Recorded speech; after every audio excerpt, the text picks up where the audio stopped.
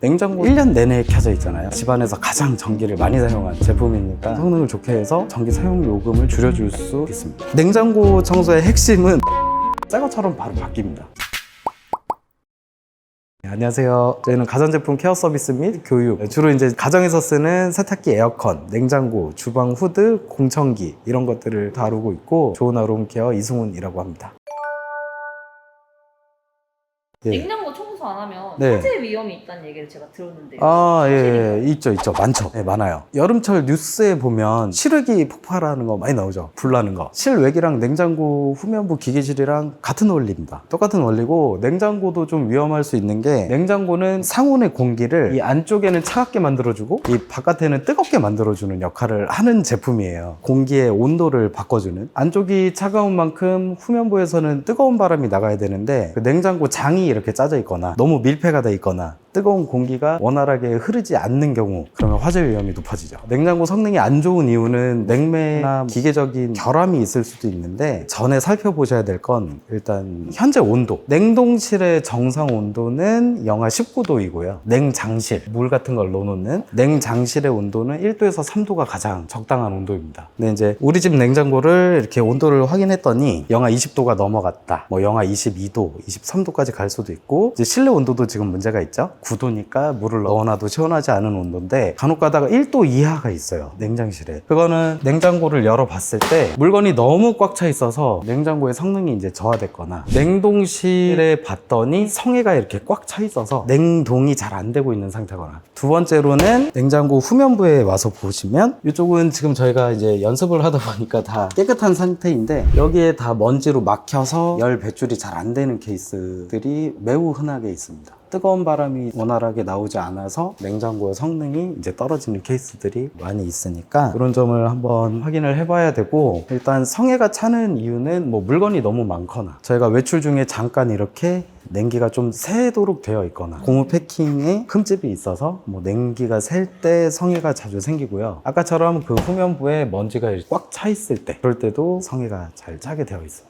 성에 제거는 가장 쉬운 방법은 이 전원 코드를 뽑는 거예요. 어쨌든 물건이 많을 테니까 물건을 조금 꺼내주고, 헤어드라이 기능을 이용해서 얼음을 잘 말려주는 게 성에를 제거하는 방법이고요. 저쪽에 냉기가 나오는 부분이 있어요. 저기를 열어보면 저기에도 냉각판이 있어요. 거기가 얼어 있어서 그래요. 그래서 코드를 뽑고 하루 정도, 한 8시간 이상 문 열어둔 채로 완전히 저 안쪽까지 녹을 정도로 놔뒀다가 전원을 켜시면 됩니다. 성에를 제거하다 보면 물이 녹아내리잖아요. 저 안쪽 기계실을 타고, 여기 호스가 연결이 돼 있어요. 저기 희미하게 안에 보일 텐데, 그 내부에 수분이 저 호스를 타고 냉장고 바닥에 있는 물받이 통이 있어요. 근데 성에가 심한 경우에는 물받이 통의 용량을 넘기 때문에 물기가 좀 많이 생길 수 있으니까, 마른 면포 등을 이렇게 좀 받쳐놓고 성에 제거를 하는 게 좋습니다. 냉장고 기계실은 이렇게 이제 노출이 되어 있는 집들이 잘 없잖아요.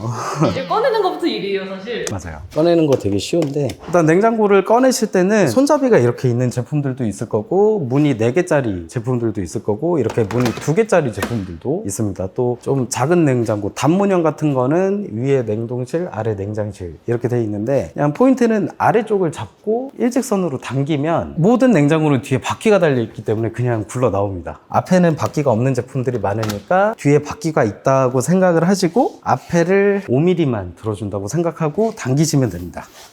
이렇게 해서 이렇게 당기면 모든 냉장고가 꺼내지게 되어 있고요. 너무 많이 꺼내지 마시고, 이 전원 코드가 보통 냉장고 뒤에 이렇게 꽂아져 있으니까 너무 많이 당기면 전원 코드가 빠질 가능성이 있으니까 어느 정도만 당겨주신 뒤에, 먼저 1번은 전원 코드 뽑고, 그 다음에 냉장고 후면부로 와서 나사 한 3개에서 6개 정도를 풀면 냉장고 기계실이 오픈이 되도록 되어 있습니다. 그래서 이렇게 부품을 좀 설명해보면, 여기는 이제 컴프레셔, 냉매를 압축하고 이렇게 폭발시켜주는 역할을 하는 곳이고, 여기는 이제 팬이 돌아서 열을 좀 식혀주는 역할, 여기서도 이제 냉매가 돌면서 뜨거운 바람을 바깥으로 내보내게 해주는 역할입니다. 전문적으로는 뭐 응축기, 증발기 뭐 이런 식으로도 표현을 하는데, 그냥 영상을 보시는 분들은 냉각판 정도로 명칭을 생각해 주시면 좋을 것 같고, PD님처럼 젊은 분들은 잘 모르는데 40대 후반이나 그 이상 분들은, 예전 냉장고들은 냉장고 앞부분에서 물바지를 꺼내서 청소를 해줬어야 됐었어요. 일주일에 한 번이고 곰팡이랑 이물질을 제거했는데 지금 나오는 냉장고들은 그 물바지가 여기 안에 들어가 있습니다. 얘는 청소 안 해도 돼요? 그래서 청소를 해줘야 되니까 예전 냉장고야 셀프로 청소를 할 수 있었지만 지금은 물바지가 여기 있으니까 청소를 할 수가 없어요. 이거의 단점은 냉장고 청소를 해보신 분들은 아실 텐데 냉장고에 좀 냄새가 나서 이런 선반들까지 다 빼가지고 청소를 깨끗이 했는데도 냉장고에 냄새가 난다라고 하면 뒤쪽에 기계실 쪽 물바지 거기에 이제 곰팡이랑 먼지들이 섞여가지고 그 냄새가 아까 호수 연결된 거 보셨었죠? 이 호수를 타고 다시 냉장고로 유입되는 가능성이 있으니까 냉장고 청소를 아무리 깨끗이 하고 관리를 해도 냄새가 난다면 기계실 쪽 점검을 한번 받아보시는 게 좋습니다. 지금 이거는 세척이 어느 정도 돼 있는 상태라 일단 먼지가 어떻게 쌓여 있냐면 여기 구멍 자체가 안 보일 거고요. 2년 이상 사용된 제품들은 구멍 자체가 먼지로 막혀 있어서 잘 안 보이실 테고 이거를 열면 이게 안 보입니다. 먼지 때문에 가려져서. 거의 대부분 그렇고요. 이제 냉장고 청소를 꼭 하시는 분들은 냉장고 성능이 안 좋아져서 이제 청소를 먼저 해보는 분들도 많고 새로운 집에 이사를 가는데 새 집에는 다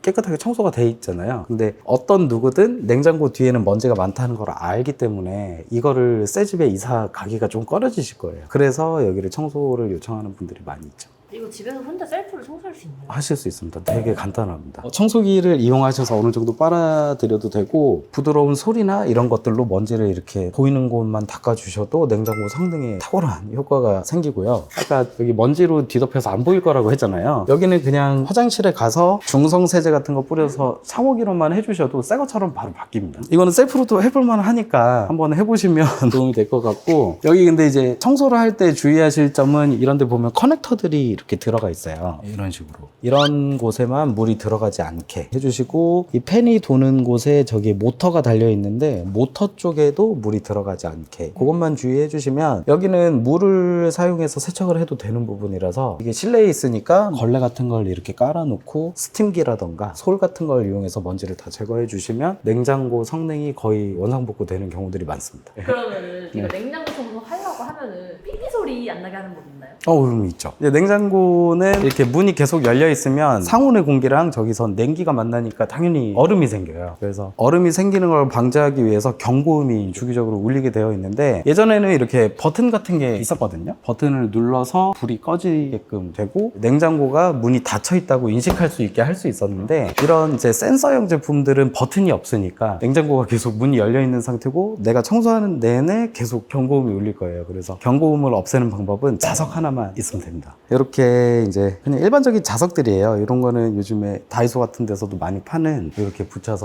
뭐 이런 자석들도 있고 어떤 자석이든 좋으니까 그 센서 위치를 근데 조금 찾으셔야 되는데 보통은 이 위에 있습니다. 이렇게 이쪽에서 문이 열렸다 안 열렸다를 감지를 하니까 청소 중에 이제 경고음이 계속 거슬리는 상태라면 문이 닫혔다고 인식할 수 있게 이렇게 자석만 올려두셔도 경보음 없이 냉장고 청소를 하실 수 있고 그래도 냉동실이니까 계속 상온과 만나면 안 좋잖아요. 냉장고 청소는 가급적 단시간에 하는 게 좋습니다. 막 3시간, 4시간이 넘어가면 눈에 보이지는 않아도 저쪽 안쪽에서는 계속 결로가 생기기 때문에 조금 빠르게 진행을 하는 게 좋습니다. 냉장고 청소의 핵심은 사진 촬영이에요. 일단 여기를 그냥 단순히 빼면 됩니다. 이런 것도 다 빼면 되고 선반도 이렇게 빼면 되고요. 눈에 보이는 걸 빼면 되는데 문제는 조립할 때 기억이 안 나고 이런 선반도 자세히 보면 두께도 다르고 길이가 달라서 뺄 때는 몰랐지만 세척을 하고 넣으려고 한가 길이도 다르고 두께도 다르고 해서 문이 안 닫히는 케이스들도 정말 많이 나오고요. 아까 말씀드렸다시피 냉장고 청소는 단시간에 해야 되는데 이거 맞추다가 시간이 계속 오버타임이 나오니까 그거 주의해 주시고 만약에 이렇게 다 선반이랑 이런 걸 분리했다라고 하면 여기 안쪽은 중성세제 같은 거 왜냐면 음식을 보관해야 되니까 중성세제 같은 걸 뿌려서 깨끗한 면포로 닦아주시면 냉장고 청소가 끝나고 여기 고무 패킹 안쪽에도 곰팡이도 많이 있어요. 단순하게 떼서 교체도 가능한데 가급적이면 원래 달려있던 고무 패킹을 써주시는 게 가장 좋습니다. 왜냐면 이 한 자리에서 몇 년 동안 위치를 잡고 사용하던 고무 패킹이니까 새 걸로 바꾸면 이렇게 단차가 좀 생기기도 하고 하고, 그래서 원래 이제 자리가 잡혀 있는 기존 제품을 그대로 세척을 해서 써주시는 게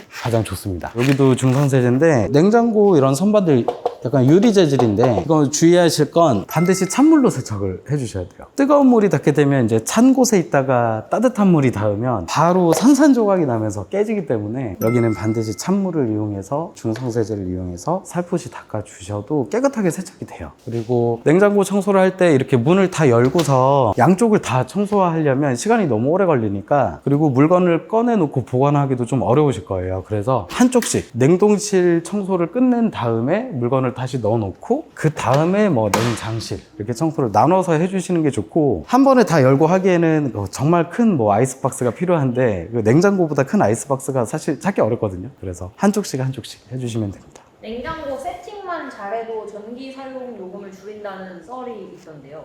그럴 수 있어요. 일단 아까 말씀드렸던 냉장고 온도를 한 번씩은 한번 체크를 해주시고, 냉동실이 영하 19도인지 냉장실이 뭐 1도에서 3도 사이인지, 뭐 어떤 집들을 가보면 5도로 맞춰져 있는 경우도 있거든요. 그래서 정상 온도에 있을 때 가장 냉장고 성능이 좋으니까 정상 온도가 맞는지는 한번 봐주시고, 공간 활용 때문에 냉장고를 벽에 딱 붙여놓은 가구들이 꽤 많아요. 이거를 이렇게 밀어서 더 이상 안 들어갈 때까지 냉장고를 밀어놓는, 그래야 이제 앞 공간이 좀 나오니까, 그렇게 하기보다는 최소 5cm 이상은 떨어뜨려 주는 게 가장 좋습니다. 그러면 이쪽에 와서 보면 뜨거운 공기가 계속 나올 텐데, 벽과 이렇게 맞닿아 있으면 뜨거운 공기가 퍼지지를 못하니까 오히려 먼지도 많이 생기고 이 안쪽에서 해야 되는 성능상의 문제도 많이 생기니까, 냉장고를 벽에서 조금 떨어뜨려서 따뜻한 공기가 원활하게 배출되도록 해주는 게 냉장고 성능 좀 좋게 해줄 수 있고, 냉장고 성능이 좋아야, 이거는 1년 내내 켜져 있잖아요. 집안에서 가장 전기를 많이 사용하는 제품이니까 냉장고 성능을 좋게 해서 전기 사용 요금을 조금 줄여줄 수 있습니다. 저는 그 옆에 쇼핑백 같은 거를 이렇게 막 껴놓으셨죠?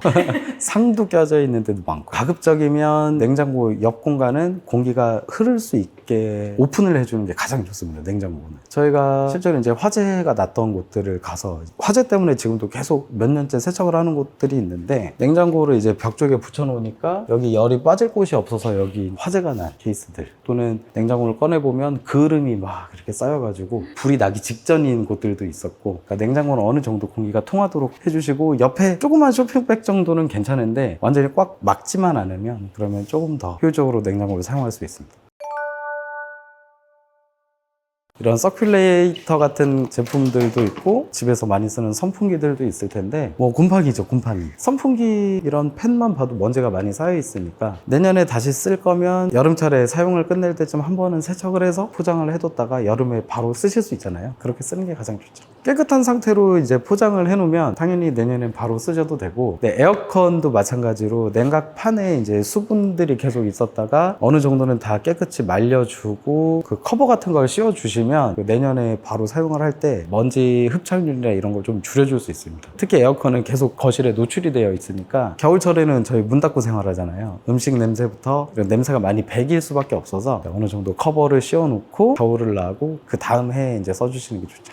에어컨 가동이 이제 완전히 멈춘다 그러면, 처음에는 냉방을 이용해서 응축수를 먼저 흘려주고, 그 다음에 송풍이랑 건조 등을 이용해서 냉각판을 바짝 말려준 뒤에 커버를 씌워서 보관하면 좋죠. 집안 환경마다 다르겠지만 1시간에서 2시간 이내 반드시 환기 상태에서 말려주셔야 돼요. 이런 거는 어떻게 청소해야 되나요? 이런 것들은 사실 되게 쉬운데, 우선 나사를 먼저 찾으시면 되고요.